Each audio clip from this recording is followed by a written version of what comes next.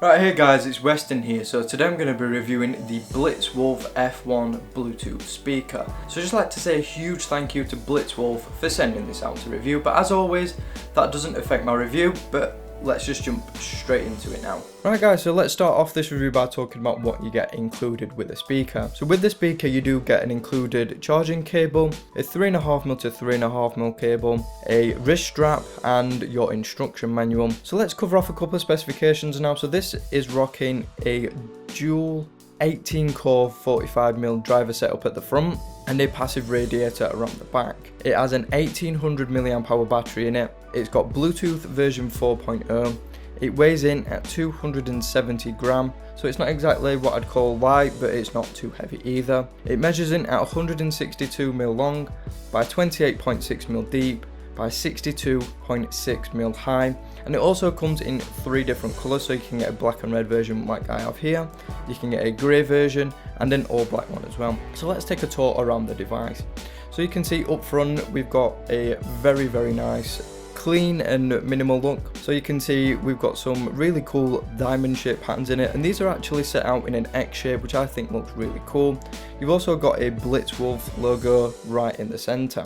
Looking at the left side of the speaker now, you can see we've got a silicone finish, which is quite nice, and that will be different depending on which version you get. You can also see on here we've got small cutouts for your wrist strap. Going round onto the other side of the speaker now, and we've actually got the same silicone finish as the other side, and on here we've got a small cover, and that actually hides the charging port and the 3.5mm port as well. So going round onto the top now, and we've got some buttons here. So first up we've got your volume control, but these actually act as your skip track as well. So to utilise those, one press equals skip track, and you press and hold it to actually turn the volume up and down. You then got a middle multifunctional button, so this is for pairing your devices and for taking calls as well. Then you've got a play pause button, your main power switch and a microphone.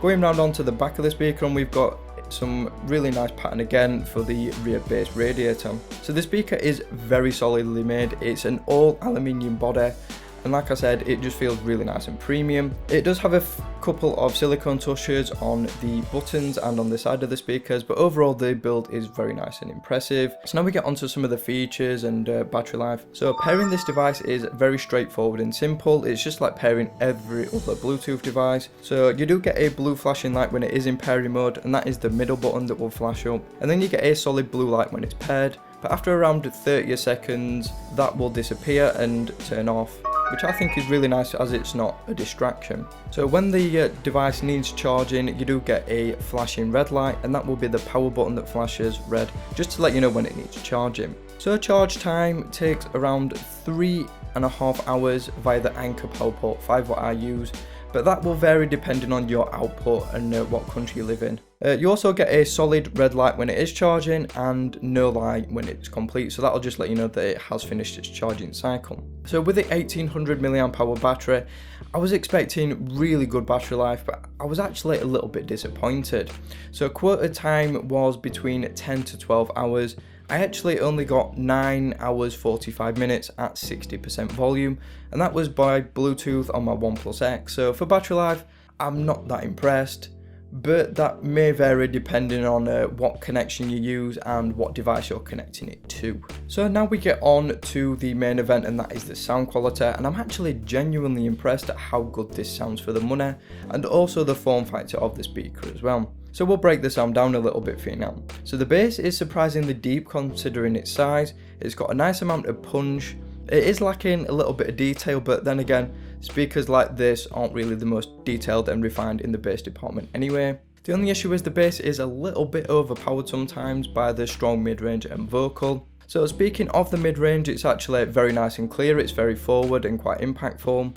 It's a little bit on the bright side, but that's not bad depending on your preference. Separation is pretty decent as well. So then we get onto the vocal performance, and again these sort of take centre stage with the mid-range. They're very prominent and forward, very nice and clear and well pronounced. However, they can be a little touch overbearing at times, and like I said, they can drown out the bass. Then we get onto the high frequencies, and these are very mild and very difficult to pick out, again because of the strong mid-range and vocal. But overall I'm actually very impressed with how this sounds. not just for the money but for the form factor as well. The sound is easily loud enough to fill a medium-sized room, but one thing I did notice which sort of threw me a little bit, and that was a little bit of distortion at around 75% volume. So as long as you keep it below that, then you're getting really nice, clean and good audio.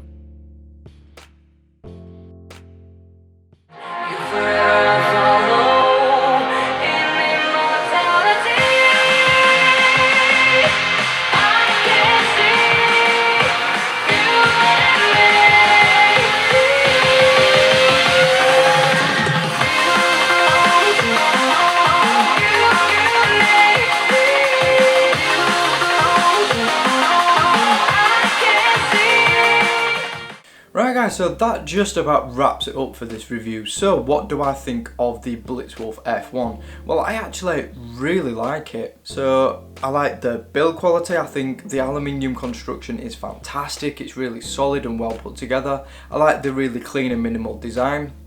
The functionality is fantastic as well, as is the sound. Now we get to the price of the speaker, and currently it's around $35 US or £30 UK, which is pretty respectable. Usually that price is a little bit higher though, so if you're going to get one, I'd get one while it's cheap. But should you actually get one at all? Well, for £30, $35, it is a fantastic buy. The speaker is really good and possibly one of the best speakers I've heard at this price. At its regular price, I would say look around a little bit and see what else is out there, but it is still a cracking buy for the money. Right guys, so as always, if you've got any questions about this product or anything else, drop me a comment down below. Don't forget to hit that subscribe button if you haven't already. Thank you again for watching, and I will see you all on the very next video.